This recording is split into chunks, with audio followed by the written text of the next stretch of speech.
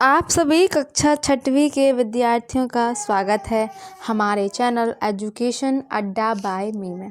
आज की इस वीडियो में आपके लिए लेकर आए हैं कक्षा 6 सामाजिक विज्ञान के हमारे अतीत एक इतिहास के सारे 10 पार्ट। जी हाँ गाइस, आपको हमारी इस वीडियो में आपको सारे 10 पार्ट जो हैं आपको इस वीडियो में कवर मिलेंगे। इसलिए वीडियो को जल्दी से लाइक कर दीजिए, चैनल को जल्दी से सब्सक्राइब कर दीजिए और अपने दोस्तों के साथ भी शेयर कर दीजिए। अध्याय 1 है प्रारंभिक कथन, क्या, कब, कहाँ और कैसे। प्रश्न पहला है, भारत में लगभग 8000 वर्ष पूर्व किन फसलों को उपजाना प्रारंभ किया गया था? तो ये है गेहूँ, जौ, है ना। तो कौन सा बी ऑप्शन इसका करेक्ट है।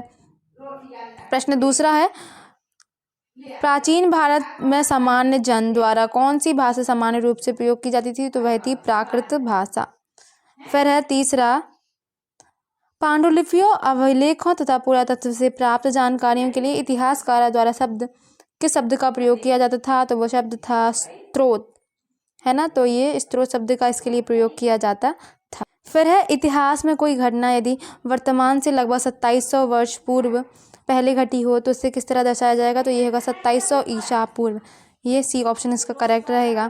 फिर है प्रश्न पांचवा, अतीत के बारे में हमें कैसे जान सकते हैं? तो अतीत में लिखी गई पुस्तकों को ढूंढकर और पढ़कर हम अतीत के बारे में जान सकते हैं।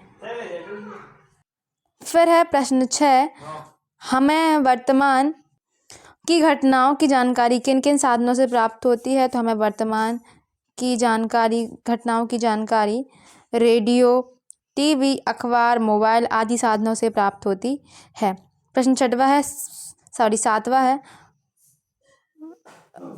सातवां है, पांडुलिपि से क्या आशा है? प्राचीन काल में पांडुलिपियां किस पर लिखी जाती थी? तो अतीत में हाथ से लिखी जाने वाली जो जानकारियां हैं,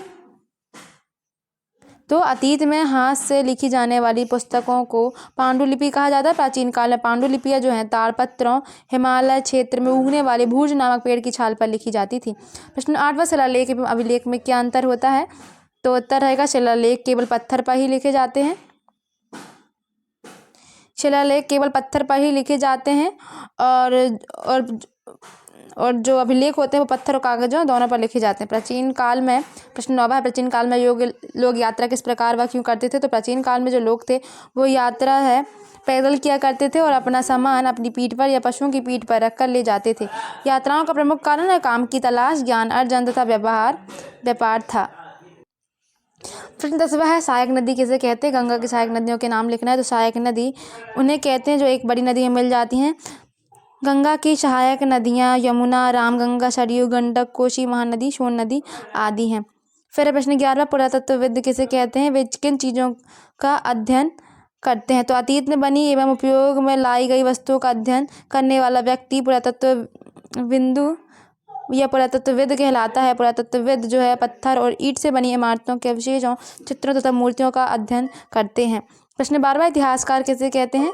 वे किन बातों का अध्ययन करते हैं? तो इतिहासकार उन्हें कहते हैं जो अतीत का अध्ययन करते हैं, वे अतीत की घटनाओं का अध्ययन करते हैं। अतः इतिहासकार जासूसों की तरह अतीत को जानने का प्रयास करते हैं।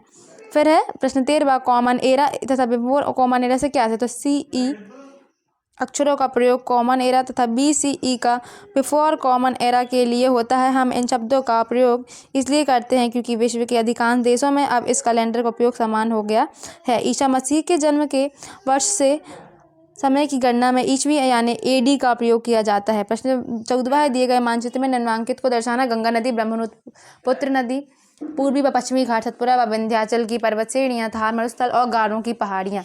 तो यहाँ पे ये 1 2 3 4 यहाँ पे मार्किंग है, तो मार्किंग के हिसाब से हमने आपको यहाँ पे बता दिया है। पहला, गंगा नदी जो है वो आपको यहाँ पे इस क्षेत्र में मिलेगी, जो ब्रह्मपुत्र नदी है इस क्षेत्र में। फिर तीसरा, पश्चिमी घाट, पूर्वी घाट ये है, सतपुरा की पर्वत श्रेणियाँ ये है, थार का मरुस्थल ये है, गारों की पहाड़ियाँ ये यहाँ पे आपको मिल जाएंगी। फिर अध्याय 2, आखेट खाद्य संग्रह से भोजन उत्पादन तक। तो प्रश्न पहला, आखेट खाद्य संग्रह का द्वारा प्रयोग में लाए जाने वाले किस सामग्री के औजार वर्तमान में भी पाए जाते हैं? तो पत्थर के। प्रश्न दूसरा है, किस स्थान पर औजार बर्तन और इमारती अवशेष प्राप्त होते हैं उसे कहा जाता है? तो उसे पुरास्थल कहते हैं। ऑप्शन बी है। प्रश्न तीसरा, पुरापाषाण काल कुल कितने भागों में विभाजित है? तो यह है 3 भागों में विभाजित। प्रश्न चौथा, पुरातत्वीय स्थल बुर्ज होम कहाँ पर स्थित है? तो ये स्थित है कश्मीर में। प्रश्न पांचवा, आखेटक खाद्य संग्रह किसे कहा जाता है? तो उत्तर रहेगा आखेटक खाद्य संग्रह हम उन लोगों को कहते हैं जो इस महाद्वीप में 20 लाख साल पहले रहा करते थे। आज हम उन्हें आखेटक खाद्य संग्रह के नाम से भी जानते हैं। फिर है प्रश्न छठवा, आरंभिक मानव पत्थरों, लकड़ियों और हड्डियों के औजारों का प्रयोग किस किस कार्यों में करते थे? तो आखेटक जो हैं आधुनिक मानव इन औजारों का प्रयोग फल फूल काटने, हड्डी और मांस काटने तथा पेड़ों की छाल और जानवरों की छाल को उतारने के लिए, खाल को उतारने के लिए किया करते थे। प्रश्न सातवां है, आरंभिक मानव धीरे धीरे किस प्रकार पशुपालक बन गए? तो आरंभिक मानव ने अपने घरों के आसपास चारा रखकर जानवरों को आकर्षित कर उन्हें पालतू बनाया होगा। सबसे पहले जंगली जानवरों को पालतू बनाया गया, धीरे धीरे लगभग लोग भेड़, बकरी, गाय जैसे जानवरों को भी पालने लगे। प्रश्न आठवां, आरंभिक मानव की किस प्रक्रिया को घरेलूकरण की प्रक्रिया कहा गया है? तो लोगों द्वारा पौधे उगाने, जानवरों की देखभाल करने को बसने की प्रक्रिया कहा जाता है। प्रश्न नौवां, जहाँ औजार, बर्तन और इमारतों जैसी वस्तुओं का अवशेष पाए उस स्थान को क्या कहा जाता है? तो जहाँ औजार, बर्तन और इमारतों जैसी वस्तुओं के अवशेष पाए गए हैं उस स्थान को पुरा स्थल कहते हैं। ठीक है। प्रश्न 10वां है, भीमबेटका मध्य प्रदेश के किस जिले में स्थित है? ऐतिहासिक दृष्टि से प्रसिद्ध क्यों है? तो भीमबेटका मध्य प्रदेश के रायसेन जिले में स्थित है। यह एक पुरापाषाण, एक आवासीय पुरा स्थल है। यह आदि मानव द्वारा बनाए गए शैल चित्रों और शैलाश्रयों के लिए प्रसिद्ध है। फिर प्रश्न 11वां, आखेटक खाद्य संग्रह समुदाय के लोग एक जगह से दूसरी जगह क्यों घूमते रहते हैं? तो आखेटक खाद्य संग्रह समुदाय के लोगों को भोजन की तलाश में एक जगह से दूसरी जगह जाना पड़ता था। प्रश्न 12वां, नवपाषाण युग में मिट्टी के बर्तनों का उपयोग किस प्रकार किया जाता था? तो नवपाषाण युग में मिट्टी के बर्तनों का उपयोग चीज़ों को रखने के लिए किया जाता था और धीरे धीरे लोग बर्तनों का प्रयोग खाना बनाने के लिए भी करने लगे थे। देखिए, अगर आपको स्पीड ज़्यादा लग रही हो तो आप स्पीड कम कर लीजिए ताकि आपको ध्यान से सुनाई दे, या वीडियो को पॉज करके देख सकते हैं क्योंकि वीडियो बहुत लंबी हो जाएगी, इसलिए थोड़ा जल्दी जल्दी यहाँ पे करना पड़ेगा। प्रश्न 13वां है, मेहरगढ़ के बारे में 8-10 वाक्य लिखना है। तो मेहरगढ़ ईरान आने जाने वाले सबसे महत्वपूर्ण रास्ते बोलन और दर्रे के पास एक हरा भरा समतल स्थान है। फिर मेहरगढ़ संभवतः वह स्थान है जहाँ के स्त्री पुरुषों ने इस इलाके में सबसे पहले जो गेहूँ उगाना और भेड़ बकरी पालना सीखा। यहाँ विभिन्न प्रकार के जानवरों की हड्डियाँ मिली। इसमें चौकोर तथा आयताकार घर के अवशेष भी मिले हैं। प्रश्न 14वां, दिए गए स्थान पर हमें क्या दर्शाना है? मानचित्र पर भीमबेटका, बुर्ज होम, इनाम गाँव, हुशंगी, ब्रह्मगिरी, हल्लूर, महागढ़, कुरनूल की गुफाएं, कोल्डी हवा, मुंबई, पैमिली, कृष्णा, कावेरी तथा नर्मदा नदी। तो देखिए यहाँ पे ये कोल्डी हवा, महागढ़, भीमबेटका, नर्मदा नदी, कृष्णा नदी, मुंबई और ये कुरनूल की गुफाएं। फिर नीचे है हुनुंगी, हल्लूर, कावेरी नदी, ब्रह्मगिरी और पेशमपल्ली। तो ये थे। अध्याय 3 है आरंभिक नगर। तो प्रश्न पहला हो जाएगा आपका, हड़प्पाकालीन की संरचना पानी का रिसाव रोकने के लिए प्लास्टर के ऊपर चारकोल की परत चढ़ाई जाती थी। तो यह है महान स्नानागार में। हड़प्पा सभ्यता का कौन सा नगर 3 भागों में विभाजित था? तो यह था धौलावीरा बी। फिर है प्रश्न तीसरा, सम्मिलित करना है। तो देखिए, पत्थर और शंख आएंगे, प्राकृतिक वस्तु, फाइनेंस कृत्रिम वस्तु, पत्थर की मुहर, हड़प्पा और मन का चमकाना विशेष कार्य है, विशेषज्ञों का कार्य। हड़प्पा सभ्यता के पतन के कारण का क्या कारण था? तो यह था बाढ़। सी ऑप्शन करेक्ट है। फिर है प्रश्न 5वां, मोहनजोदड़ो के महान स्नानागारों की 2 विशेषताएं लिखिए। तो मोहनजोदड़ो के महान स्नानागार की विशेषताएं, पहला, महान स्नानागार को बनाने के लिए ईंट और प्लास्टर का इस्तेमाल किया गया था। दूसरा, स्नानागार में पानी रिसाव को रोकने के लिए प्लास्टर के ऊपर चारकोल की परत चढ़ाई गई थी। प्रश्न 6वां, हड़प्पा के नगरों से पुरातत्वविदों को कौन सी चीज़ें प्राप्त हुई? हड़प्पा के नगरों से पुरातत्वविदों को पत्थर, शंख, तांबे, कांसे, सोने, चांदी जैसी धातुओं से बनाई गई आदि चीज़ें प्राप्त हुई। 7वां, हड़प्पाकालीन नगरीय व्यवस्था की कोई 3 विशेषताएं बताना। 3 विशेषताएं, पहला, नगरों का निर्माण योजनाबद्ध ढंग से पश्चिमी व पूर्वी भागों में विभाजित करके किया गया। फिर दूसरा, सड़कें चौड़ी एवं समकोण पर व्यवस्थित थी। तीसरा, जल विकास निकास अवस्था तत्कालीन विश्व में सर्वश्रेष्ठ हुआ करती थी।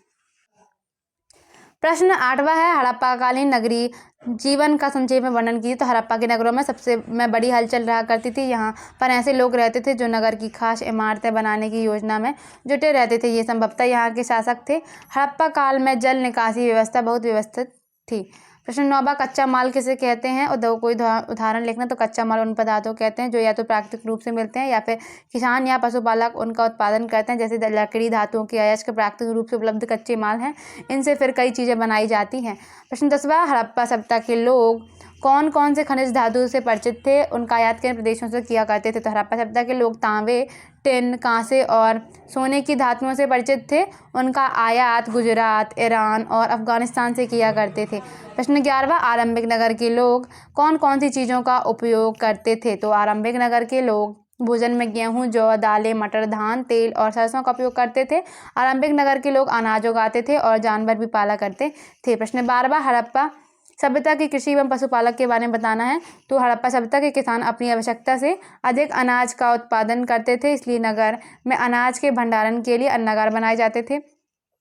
फिर जहाँ खाद्य पदार्थों को सुरक्षित रखा जाता था, कृषि के साथ साथ पशुपालन भी बहुतायत में किया जाता था। बैल, गाय, भैंस, बकरी, सुअर, कुत्ते, हिरन आदि पशुओं को पाला जाता था। प्रश्न 13वां हड़प्पाकालीन नगरों में धौलावीरा व लोथल की प्रमुख विशेषताएं लिखिए। तो कच्छ के इलाके में खादर बेत के किनारे धौलावीरा नगर बसा था, जहां साफ पानी मिलता था और जमीन उपजाऊ थी। साबरमती की एक उपनदी के किनारे बसा लोथल नगर बसा है, जहां कीमती पत्थर जैसा कच्चा माल आसानी से मिल जाता था।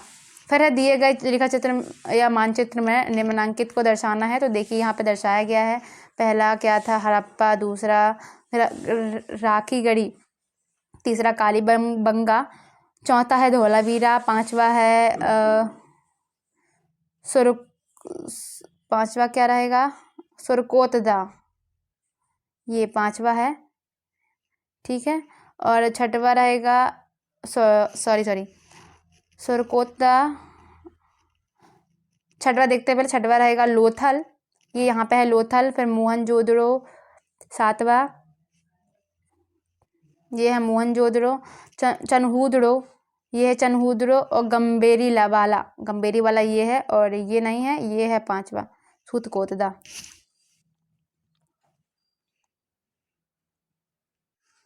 फिर है अध्याय 4 क्या बताती है हमें किताबें और कब्रें। प्रश्न पहला है वैदिक काल में सोम शब्द का अर्थ यह भी था तथा यह था पौधे का नाम। बी इनाम गांव जो महापाषाणकालीन कब्रों के लिए जाना जाता है वर्तमान समय में किस प्रदेश में स्थित है। तो यह है महाराष्ट्र में। प्रश्न तीसरा है सबसे प्राचीन वेद कौन सा है। तो सबसे प्राचीन वेद है ऋग्वेद। इसकी रचना लगभग 3500 साल पहले हुई थी। सूक्त से क्या आशा है। प्रश्न 4 तो ऋग्वेद में 1000 से ज़्यादा प्रार्थनाएं हैं जिन्हें सूक्त कहा गया है। सूक्त का मतलब है अच्छी तरह से बोला गया। प्रश्न 5वां ऋग्वेद की पांडुलिपि लेखन हेतु किस वृक्ष की छाल का उपयोग किया जाता था। तो ऋग्वेद की पांडुलिपि लेखन हेतु भोज वृक्ष की छाल का उपयोग किया गया था। फिर है दास या दस्यु किसे कहा गया है। तो उत्तर रहेगा दास या दस्यु वे लोग थे जो यज्ञ नहीं करते थे, शायद दूसरी भाषाएं बोलते थे। बाद के समय में दास शब्द का मतलब गुलाम हो गया। दास वे स्त्री या पुरुष होते थे जिन्हें युद्ध में बंदी बनाया जाता था। तो जैसे जैसे समय बदल जाता है उनकी परिभाषाएं भी बदलती जाती हैं। प्रश्न 7वां ऋग्वेद की प्रार्थनाओं में मुख्यतः किन किन नदियों का उल्लेख है। तो ऋग्वेद की प्रार्थनाओं में मुख्यतः सरस्वती, सिंधु और उसकी सहायक नदियों का उल्लेख मिलता है। प्रश्न 8वां महापाषाणों के निर्माण के लोगों को किस प्रकार कार्य करने पड़ते थे। तो महापाषाणों के निर्माण के लिए लोगों को कई तरह के काम करने पड़ते थे, जैसे गड्ढे खोदना, शिलाखंडों को ढोकर लाना, बड़े पत्थरों को तराशना और मरे हुए को दफनाना आदि। प्रश्न 9वां महापाषाणों में एक से अधिक कंकाल मिले हैं, यह किस बात से को स्पष्ट करता है। तो महापाषाणों में एक से अधिक कंकाल मिले हैं, वे यह दर्शाते हैं कि शायद एक ही परिवार के लोगों को एक ही स्थान पर अलग अलग समय पर दफनाया गया था। बाद में मरने वाले लोगों को पोर्ट होल के रास्ते कब्रों में लाकर दफनाया जाता था। प्रश्न 10वां इनाम गांव में पुरातत्वविदों को किन किन खाद्यान्नों के बीज मिले हैं, उनके नाम लिखिए। तो इनाम गांव में पुरातत्वविदों को गेहूं, जौ, चावल, दाल, बाजरा, मटर और तिल के बीज मिले हैं। 11वां है लोगों की सामाजिक स्थिति की असमानताओं को किस प्रकार जाना जाता था। तो देखिए उत्तर लोगों की सामाजिक स्थिति की असमानताओं को निम्न प्रकार से जाना जाता था, जैसे कंकाल के साथ पाई गई चीज़ें मरे हुए व्यक्ति की रही होंगी। कभी कभी एक कब्र की तुलना में दूसरी कब्र में ज़्यादा चीज़ें मिलती थी। दफनाए गए लोगों की सामाजिक स्थिति में भिन्नता को दर्शाता है कि एक में ज़्यादा महंगी चीज़ें मिली, एक में कम। ऐसे ही तो कुछ लोग अमीर थे तो कुछ लोग गरीब थे, कुछ लोग सरदार थे तो कुछ दूसरे नहीं आई, उनके धर्म की वस्तुएं मिलती थी, है ना। प्रश्न 12वां, युद्ध में जीते गए धन का बंटवारा किस प्रकार किया जाता था। तो युद्ध में जीते गए धन का बंटवारा इस प्रकार किया जाता था। धन का कुछ भाग सरदार रख लिया करते थे, कुछ हिस्सा पुरोहित को दिया जाता था, शेष धन आम लोगों में बांट दिया जाता था, कुछ धन यज्ञ करने के लिए प्रयुक्त होता था। फिर है अध्याय 5, राज्य, राजा और एक प्राचीन गणराज्य। प्रश्न पहला है, चित्र धूसर पात्रों पर चित्रकारी समानता पाई जाती है। तो यह है सरल रेखाओं और ज्यामितीय आकृति की। लोहे की फाल जुताई में उपयोग धान की रोपाई में किस काल में प्रारंभ हो गया था। तो यह था महाजनपद काल में। सी, महाजनपद, यहाँ पे पद नहीं लिखा है तो ये आप लिख लेंगे महाजनपद काल में। प्रश्न चित्र तीसरा है, महाजनपद काल में राजगृह पाटलिपुत्र किस राज्य की राजधानी थी। तो ये थी मगध की राजधानी। गण तथा संघ यह व्यवस्था किस राज्य की विशेषता थी। यह थी वज्जी राज्य की विशेषता। फिर है प्रश्न 5वां, अश्वमेध यज्ञ का घोड़ा पकड़ने वाले राजा को युद्ध क्यों करना पड़ता था। तो अश्वमेध यज्ञ का घोड़ा पकड़ने वाले राजा को युद्ध करना पड़ता था क्योंकि वे स्वयं को शक्तिशाली साबित करना चाहते थे। प्रश्न 6वां है, राज जनपद का अर्थ लिखिए। तो जनपद का शाब्दिक अर्थ जन के बसने की जगह होता है। महायज्ञों को करने वाला राजा अब जन के राजा ना होकर जनपदों के राजा माने जाने लगे थे। फिर है प्रश्न 7वां, पुरातत्वविदों की खुदाई से जनपदों की कौन सी बातों का पता चला है। तो पुरातत्वविदों की खुदाई से जनपदों को पता चला है कि लोग झोपड़ियों में रहते थे और मवेशियों तथा अन्य जानवरों को पालते थे। चावल, गेहूं, धान, जौ, दालें, गन्ना, तिल तथा सरसों जैसी फसलें उगाया करते थे। यहाँ पर देखिए चित्र में कुछ धूसर पात्र का चित्र बना है, इसके बारे में लिखना है। तो इस तरह के पात्रों धूसर पात्र का चित्र बनाना है तो आप अपनी बुक की कटिंग यहाँ पे चिपका सकते हैं। तो इस तरह के पात्रों को ज़्यादातर थालियाँ और कटोरियाँ ही मिली हैं। ये पात्र बहुत ही पतली सतह के, सुंदर और चिकने होते हैं। प्रश्न 9वां है, महाजनपद किसे कहते थे। महाजनपदों के नाम लिखिए। तो करीब 2500 साल पहले कुछ जनपद अधिक महत्वपूर्ण हो गए, इन्हें महाजनपद कहा जाने लगा। अधिकतर महाजनपदों की एक राजधानी होती थी। महाजनपदों के नाम है कांसी, कौशल, मगध, पांचाल, अवंती तथा गंधार आदि। प्रश्न 10वां, महाजनपदों के राजा कर क्यों वसूलने लगे थे। तो उत्तर रहेगा महाजनपदों के राजा विशाल किले बनवाते थे, उनकी बड़ी सेना रखनी पड़ती थी, इसलिए उन्हें प्रचुर संसाधनों की आवश्यकता होती थी। इसके लिए उन्हें कर्मचारियों की भी आवश्यकता होती थी। अतः महाजनपदों के राजा लोग द्वारा समय समय पर लाए गए उपहारों पर निर्भर न रहकर अब नियमित रूप से कर वसूलने लगे थे। तो यह थे कर वसूलने का सिस्टम। प्रश्न 11वां है, मगध साम्राज्य के प्रमुख शासकों के नाम लिखना है। तो मगध साम्राज्य के प्रमुख शासक है बिंबिसार, अजातशत्रु तथा महापद्मनंद आदि। फिर है प्रश्न 12वां, इस काल में कृषि क्षेत्र में क्या परिवर्तन आए। तो इस काल में कृषि क्षेत्र में 2 बड़े परिवर्तन आए। हल के फाल अब लोहे के बनने लगे। अब कठोर जमीन को लकड़ी के फाल की तुलना में लोहे के फाल से आसानी से जोता जा सकता था। इससे फसलों की उपज बढ़ गई। अब पहले की तुलना में बहुत ज़्यादा पौधे जीवित रह जाते थे, इसलिए पैदावार भी ज़्यादा होने लगी थी। फिर है प्रश्न 13वां, गण या संघ के शासक अपना कार्य किस प्रकार करते थे। तो गण या संघ में कई शासक होते थे और इसमें से प्रत्येक व्यक्ति राजा कहलाता था। ये सभी राजा विभिन्न अनुष्ठानों को एक साथ संपन्न करते थे। सभाओं में बैठकर ये बातचीत, बहस और वाद विवाद के जरिए तय कर किया करते थे कि क्या करना है और किस तरह करना है। प्रश्न 14वां, मगध के नज़दीक कौन सा राज्य था। तो उत्तर रहेगा मगध के नज़दीक वज्जी राज्य था, उसकी राजधानी वैशाली थी। अध्याय 6 है, नए प्रश्न, नए विचार। महात्मा बुद्ध का संबंध किस गण से था। तो यह थे शाक्य गण के। दूसरा है, भारत दर्शन में ऋषि पतंजलि किस शाखा का प्रतिनिधित्व किया गए थे। तो ये थे योग शाखा का। प्रश्न 3 है, विनय पिटक नामक ग्रंथ में उल्लेखित है बौद्ध भिक्षुओं। तो यह बौद्ध भिक्षुओं के नियम, जैन धर्म की शिक्षाएं गुजरात में नामक स्थान पर लिखी गई थी। तो यह वल्लभी नामक स्थान पर लिखी गई थी। प्रश्न 5वां है, बौद्ध धर्म के संस्थापक कौन थे। तो बौद्ध धर्म के संस्थापक थे सिद्धार्थ, जिन्हें गौतम के नाम से भी जाना जाता है। उनका जन्म लगभग 2500 वर्ष पूर्व हुआ था। गौतम बुद्ध द्वारा ज्ञान प्राप्ति को उपरांत प्रथम उपदेश किस स्थान पर दिया गया है। प्रश्न 6वां है, तो गौतम बुद्ध द्वारा ज्ञान प्राप्ति के उपरांत प्रथम उपदेश वाराणसी के निकट स्थित सारनाथ में दिया गया था। ये आप ध्यान रखिएगा। प्रश्न 7वां है, गौतम बुद्ध की प्रारंभिक शिक्षाएं क्या थीं। तो प्रमुख शिक्षाएं, तो पहला, गौतम बुद्ध लोगों को दयालु होने की शिक्षा दी। आत्मसंयम अपनाकर तृष्णा से मुक्ति पाना। मनुष्यों के साथ साथ जानवरों के जीवन का भी आदर करने की शिक्षा दी। प्रश्न 8वां है, उपनिषद में किन विचारों का संकलन है। तो उपनिषद में अध्यापकों और विद्यार्थियों के बीच बातचीत का संकलन है, जिनमें ब्रह्म और आत्मा के स्वभाव का संबंध का वर्णन किया गया है। प्रश्न 9वां, जैन धर्म के 24वें तीर्थंकर का नाम क्या है। तो जैन धर्म के 24वें तथा अंतिम तीर्थंकर थे वर्धमान महावीर। प्रश्न 10वां, बिहार से क्या आशा है लिखिए। तो वर्षा ऋतु के दिनों में रहने के लिए जैन व बौद्ध धर्म के भिक्खु या भिक्खुनियों ने स्वयं तथा उनके समर्थकों को अधिक स्थायी शरण स्थलों की आवश्यकता का अनुभव किया, तब कई शरण स्थल बनाए गए जिन्हें विहार का नाम दिया गया। प्रश्न 11वां, गार्गी कौन थी तथा वह क्यों प्रसिद्ध थी। तो गार्गी ऋषि वचकनु की पुत्री थी और बचपन से ही उनकी शिक्षा वेदों के प्रति विशेष रुचि थी। गार्गी अपनी विद्वता के लिए जानी जाती थी, वाद विवाद में भाग लिया करती थी। तो प्रश्न 12वां है, नालंदा के प्रसिद्ध के क्या कारण थे। तो नालंदा की प्रसिद्धि के निम्नलिखित कारण थे। पहला, नालंदा के शिक्षक योग्यता तथा बुद्धि में सबसे आगे हैं, बुद्ध के उपदेशों का पूरी ईमानदारी से पालन करते हैं, मठ के नियम काफ़ी सख्त हैं जिन्हें सबको मानना पड़ता है। 13वां है, भारतीय दर्शन की 6 पद्धतियों की स्थापना किन किन ऋषियों ने की। तो यह थे 6 पद्धति की स्थापना किन किन ऋषि ने की। ऋषि कारद, गौतम, कपिल, पतंजलि, जैमिनी, व्यास द्वारा की गई थी। अब बढ़ते हैं अध्याय 7 की तरफ। अध्याय 7 है राज्य से साम्राज्य। पहला है चंद्रगुप्त, बिंदुसार एवं अशोक का आपसी संबंध था। तो ये थे मौर्य वंश के दादा, पिता, पुत्र। ये दादा है, ये पिता है और ये पुत्र है। कौन सा हो गया ऑप्शन ए। फिर है प्रश्न दूसरा, मौर्य साम्राज्य में मध्य एशिया तथा उत्तर पश्चिम जाने का मार्ग पड़ता था। तो यह था तक्षशिला। सी, सम्राट अशोक के समय अभिलेखों की भाषा और लिपि थी। तो यह थी प्राकृत और ब्राह्मी। फिर है प्रश्न चौथा, मैगस्थनीज ने 75 बुर्ज और 64 द्वारों वाले किस मौर्यकालीन नगर का वर्णन किया है। तो यह था पाटलिपुत्र। प्रश्न 5वां है, मौर्य साम्राज्य की स्थापना किसके द्वारा की गई है।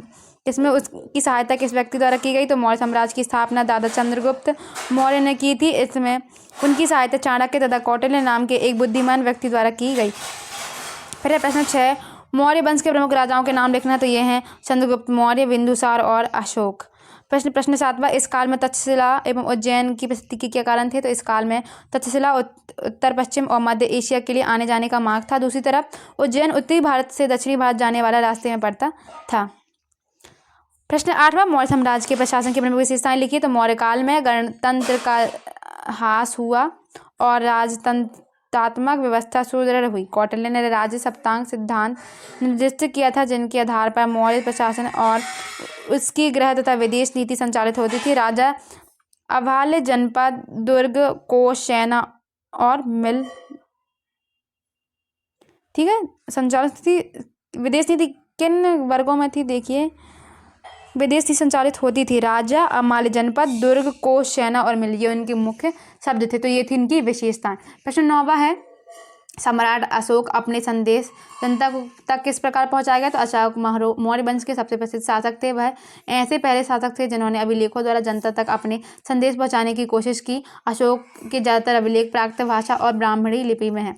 प्रश्न 10वां है, सम्राट अशोक ने किस युद्ध के बाद युद्ध न करने का निर्णय लिया। तो सम्राट अशोक ने कलिंग युद्ध के बाद युद्ध न करने का निर्णय लिया, क्योंकि युद्ध जनित हिंसा और खून खराबा देखकर उन्हें युद्ध से वितृष्णा हो गई थी, उनको घृणा हो गई थी इससे। कर नजराना में अंतर लिखिए। तो कर नियमित ढंग से इकट्ठे किए जाते थे, वहीं नजराना अनियमित रूप से जब भी संभव हो इकट्ठा किया जाता था। ऐसे नजराने विविध पदार्थों के रूप में प्रायः ऐसे लोगों से लिए जाते थे जो शिक्षा से देते थे।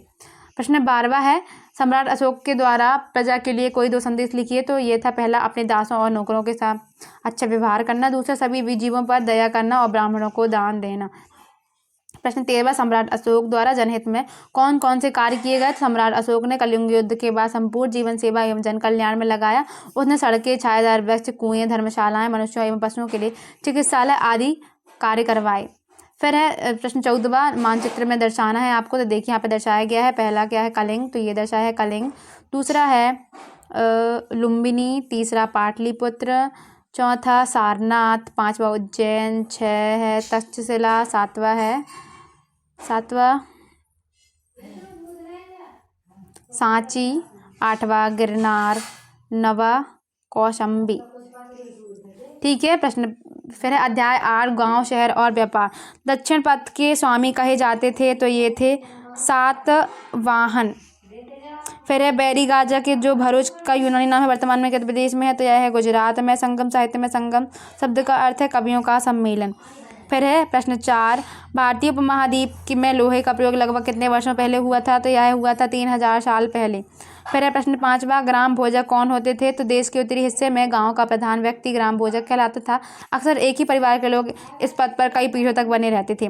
प्रश्न 6वां है बैरी गाजा के निर्यात की जाने वाली वस्तुओं के नाम लिखिए। तो बैरी गाजा से हिमालय की जड़ी बूटियाँ, हाथी दांत, गोमेद, कार्निलियन और सूती कपड़ा, रेशम, इत्र आदि यहाँ से निर्यात किए जाते थे। आहत के सिक्कों से क्या आशा है? तो आहत सिक्के सामान्यतः आयताकार और कभी कभी वर्गाकार या गोल होते थे। ये तो या तो धातु की चादर को काटकर या धातु के चपटे गोलिकाओं से बनाए जाते थे। आहत सिक्कों में कुछ लिखा हुआ नहीं था, बल्कि इन पर कुछ चिन्ह ठप्पे से बनाए जाते थे। प्रश्न 8वां है मथुरा अभिलेख में किन कामगारों का उल्लेख है? तो मथुरा अभिलेख में सुनारों, लोहारों, बुनकरों, टोकरी बुनने वालों, माला बनाने वालों और इत्र बनाने वालों के उल्लेख हैं। प्रश्न 9वां है उत्तरी काले चमके पात्रों का निर्माण किस तरह किया जाता था? तो उत्तरी काले चमके पात्र एक कठोर चाक निर्मित धातु की तरह दिखने वाले तथा चमकदार काली सतह वाले पात्र हैं। इसे बनाने के लिए कुम्हार मिट्टी के बर्तनों को भट्टों पर उच्च तापमान पर रखते थे, जिसके परिणाम स्वरूप इन बर्तनों की बारीकता काली हो जाती थी। इन पर एक पतली काली लेप भी लगाई जाती थी, जो इस बर्तन को चमक प्रदान करती थी। प्रश्न 10वां है ओरिका मेरु पत्तन का संक्षेप में वर्णन करना है। तो लगभग 2200 से 1900 साल पहले अरिकामेरु एक पत्तन था। यहाँ दूर दूर से आए जहाज़ों से सामान उतारे जाते थे। यहाँ ईंटों से बना एक ढांचा मिला है, जो संभवतः गोदाम रहा हो। यहाँ भूमध्य सागरी क्षेत्रों एम्फोया जैसी पात्र मिले हैं। इनमें शराब तथा तेल जैसे तरल पदार्थ रखे जा सकते थे। प्रश्न 11वां है समुद्र तटीय राज्यों की विशेषताएं लिखिए। तो समुद्र तटीय राज्यों में बहुत से पहाड़, पठार और नदी के मैदान है। नदियों के मैदानी इलाकों को में कावेरी का मैदान सबसे उपजाऊ है। प्रश्न 12वां है श्रेणी शब्द का आशा लिखना है। तो श्रेणी का अर्थ है अनेक शिल्पकार तथा व्यापारी अपनी अपनी संघ बनाने लगे, जिन्हें श्रेणी कहते हैं। शिल्पकारों की श्रेणियाँ का काम प्रशिक्षण देना, कच्चा माल उपलब्ध कराना तथा तैयार माल का विवरण करना था, जबकि व्यापारियों की श्रेणियां व्यापार का संचालन करती थी। श्रेणियां के बैंकों के रूप में काम करती थी, जहां लोग पैसे जमा कर सकते थे। प्रश्न 13वां है प्रश्न 75 पर दिए गए औजारों के चित्र बनाइए तथा वर्तमान में उनका क्या उपयोग है। तो ये है क्या है सणसी, कुल्हाड़ी, हंसिया। इन औजारों का वर्तमान में उपयोग कृषि कार्य, घरेलू कार्य और लकड़ी काटने आदि कार्यों में किया जाता है। प्रश्न 9 अध्याय 9 है नए साम्राज्य और राज्य। प्रश्न पहला गुप्त वंश के प्रथम शासक थे चंद्रगुप्त। चीनी यात्री ह्वेनत्सांग किसके शासनकाल में आए? तो ये थे हर्षवर्धन काल में। पल्लव काल में नगरम शब्द किसके लिए प्रयोग किया जाता था? तो यह था व्यापारियों के संगठन के लिए। फिर है प्रश्न 4 वंशावली से हमें कौन सी जानकारी प्राप्त होती है? तो वंशावली से अधिकांश प्रशस्तियाँ शासकों के पूर्वजों के बारे में जानकारी प्राप्त होती है। फिर है हर्षचरित के लेखक कौन थे? तो इसमें किस शासक के बारे में जानकारी मिलती है? तो हर्षचरित के लेखक वाणभट्ट थे। इसमें राजा हर्षवर्धन के बारे में जानकारी मिलती है। प्रश्न 6 पुलकेशिन द्वितीय किस वंश का प्रसिद्ध राजा था? उनके बारे में जानकारी कहाँ से मिलती है? तो पुलकेशिन द्वितीय चालुक्य वंश का प्रसिद्ध राजा था। इनके बारे में जानकारी दरबारी कवि रवि कीर्ति द्वारा रचित प्रशस्ति से पता चलता है। प्रश्न 7वां पल्लवों व चालुक्यों के राज्य किन किन क्षेत्रों में फैले हुए थे? तो पल्लवों का राज्य उनकी राजधानी कांचीपुरम के आसपास के क्षेत्रों से लेकर कावेरी नदी के डेल्टा तक फैला था, जबकि चालुक्यों का राज्य कृष्णा और तुंगभद्रा नदियों के बीच स्थित था। फिर प्रश्न 8वां है पल्लव व चालुक्य राजाओं के प्रशासन की विशेषताएं लिखना है। तो पल्लव व चालुक्य राजाओं के प्रशासन की विशेषताएं पहला प्रशासन की प्रारंभिक प्राथमिक गांव होते थे। कभी कभी एक ही व्यक्ति कई पदों पर कार्य करता था। स्थानीय प्रशासन में प्रमुख व्यक्तियों का बहुत बोलबाला था। नीतियां कुछ हद तक प्रभावशाली होती थी। प्रश्न 9वां है इस काल की सैनिक व्यवस्था के बारे में विवरण दीजिए। तो इस काल की सैनिक व्यवस्था में सैनिकों को कई नियमित वेतन नहीं दिया जाता था, बदले में कुछ भूमि दान दी जाती थी। दी गई भूमि सैनिक कर वसूलते थे, जिससे वे सेना तथा उनके खर्च का ध्यान रखते थे। ठीक है, यहाँ पे कट गया है। तो जिससे वे सेना तथा उनके परिवार भी ले सकते हैं, तो उनके परिवारों का पालन पोषण किया करते थे, उन्हें दिया करते थे, उससे ही उनके घर चलता था। प्रश्न 10वां पल्लव काल में सभा से क्या आशय था? वे अब ये अपना कार्य किस प्रकार करते थे? तो पल्लव काल में एक या अधिक ब्राह्मण या भूस्वामियों के संगठन को सभा कहते थे। ये सभाएं सड़क निर्माण, स्थानीय मंदिरों की देखरेख आदि का काम किया करते थे। प्रश्न 11वां पल्लवों तथा चालुक्यों के राज्यों को किस वंश के राजाओं द्वारा समाप्त किया गया? तो पल्लवों व चालुक्यों के राज्यों को राष्ट्रकूट व चोल वंशों के राज्यों द्वारा समाप्त कर दिया गया। प्रश्न 12वां प्राचीन काल में राजा क्या क्या साजो सामान लेकर यात्रा करते थे? तो प्राचीन काल में राजा बड़ी मात्रा में साज सामान लेकर यात्रा करते थे। इसमें हथियारों के अतिरिक्त रोजमर्रा के उपयोग में आने वाली चीज़ जैसे बर्तन, असबाब, खाने पीने का सामान आदि विभिन्न प्रकार के सामान शामिल होते थे। प्रश्न 13 है, इस काल में जनसाधारण से संबंधित जानकारी किन साधनों से प्राप्त होती है? तो इस काल में जनसाधारण से संबंधित जानकारी नाटकों तथा कुछ अन्य स्रोतों से मिलती है। उदाहरण, कालिदास अपने नाटकों में राजा दरबार के जीवन के चित्रण के लिए प्रसिद्ध हैं। प्रश्न अध्याय 10 है, इमारतें, चित्र तथा किताबें। प्रश्न पहला है, कांस्य युग का संबंध माना जाता है? तो यह है हड़प्पा काल से। दूसरा, तोरण शब्द का अर्थ है, सोलन शब्द का अर्थ है अलंकृत प्रवेश द्वार। फिर है, किस तमिल महाकाव्य में कन्नगी व कोवलन चरित्रों का वर्णन है? तो यह है शिल्पदिकारम। भास्कराचार्य का संबंध था? तो यह था गणित से। शिल्पकारों की कुशलता के नमूने हमें किस रूप में देखने को मिलते हैं? प्रश्न 5वां है, शिल्पकारों की कुशलता के नमूने स्तूपों जैसी कुछ इमारतों में देखने को मिलते हैं। स्तूप का शाब्दिक अर्थ टीला होता है। किन्हीं दो प्रचलित महाकाव्यों के नाम लिखना है? तो यह है महाभारत और रामायण। आज हमें जातक कथाओं का चित्रण कहाँ से देखने को मिलता है? प्रश्न 7वां, तो आज हमें जातक कथाओं का चित्रण जातक और पंचतंत्र की कहानियों के रूप में देखने को मिलता है। फिर है प्रश्न 8वां, प्रदक्षिणा पद से क्या आशा है? तो स्तूपों के चारों ओर परिक्रमा करने के लिए एक वृत्ताकार पथ बनाया जाता था, जिसे प्रदक्षिणा पथ कहते हैं।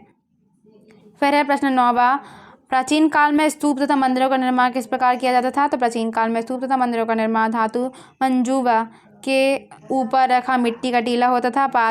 बाद में टीले को ईंटे से ढक दिया जाता था। बाद में के काल में गुंबदनुमा ढांचे को तराशे हुए पत्थरों से ढक दिया गया। प्राय स्तूपों के चारों ओर परिक्रमा करने के लिए एक वृत्ताकार पथ बना होता था, जिसे प्रदक्षिणा पथ कहते थे। मंदिरों में विष्णु, शिव तथा दुर्गा जैसे देवी देवताओं की पूजा होती थी। प्रश्न 9वां है, प्राचीन काल में स्तूप तथा मंदिरों का निर्माण किस प्रकार किया जाता था? तो प्राचीन काल में स्तूप तथा मंदिरों का निर्माण धातु मंजूबा के ऊपर मिट्टी का टीला होता था। ये 9वां रिपीट हो गया है, तो हम ये पहले बता चुके हैं। प्रश्न 10वें पर चलते हैं। आर्यभट्ट ने अपनी पुस्तक आर्यभट्टियम में दिन और रात होने का क्या कारण बताया है? तो आर्यभट्ट ने अपनी पुस्तक आर्यभट्टियम में लिखा कि दिन और रात पृथ्वी की अपनी धुरी पर चक्कर काटने की वजह से होते हैं, जबकि रोज सूर्य निकलता है और डूबता है। प्रश्न 11वां, प्राचीन भारत में आयुर्वेद के दो प्रसिद्ध चिकित्सक थे? तो ये हैं चरक और सुश्रुत। फिर प्रश्न 12वां, प्राचीन काल की चित्रकला की प्रमुख विशेषताएं लिखी। तो प्राचीन काल की चित्रकला में बौद्ध भिक्षुओं के लिए बनाए गए विहार थे। प्राचीन काल की चित्रकला रंग पौधों तथा खनिजों से बनाए गए थे। प्रश्न 13वां है, कवि कालिदास की प्रसिद्ध रचना मेघदूत में ठंडी हवा का वर्णन किस शब्दों में किया गया? तो कवि कालिदास की प्रसिद्ध रचना मेघदूत में ठंडी हवा का वर्णन निम्न शब्दों में किया है, जैसे तुम्हारे बौछारों से मुलायम होठी मिट्टी की भीनी खुशबू से भरे हाथियों की सांस में बसी जंगली गूलर को पकाने वाली शीतल बयार तुम्हारे साथ धीरे धीरे बहेगी।